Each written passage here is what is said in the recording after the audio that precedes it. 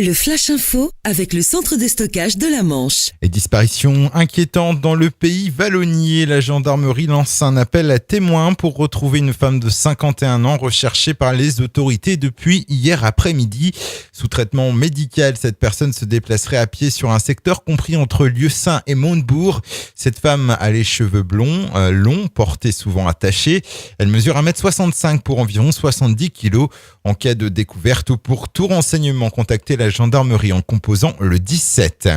L'autorité de sûreté nucléaire, aussi appelée le gendarme du nucléaire, va surveiller de très près l'usine de La Hague.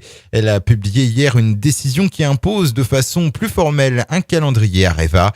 Depuis 5 ans, l'ASN se plaint régulièrement des retards constatés dans la reprise de vieux déchets nucléaires entreposés dans l'usine de La Hague.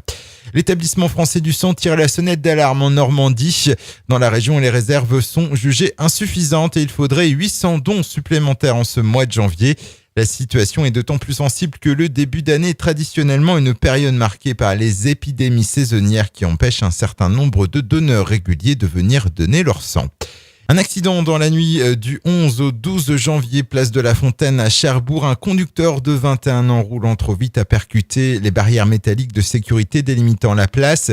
Le véhicule a fini sur le toit. Le conducteur a dû être emmené à l'hôpital.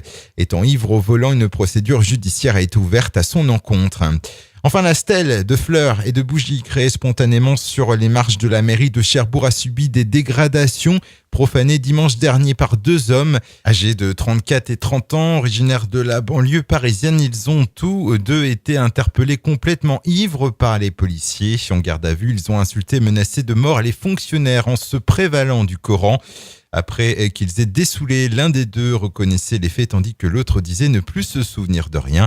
Ils sont convoqués devant la justice le 5 mai prochain. Le Flash Info vous a été présenté par Landra, centre de stockage de la Manche à Digulleville. Pour en savoir plus et visiter notre centre, 0810 120 172, coup d'un appel local.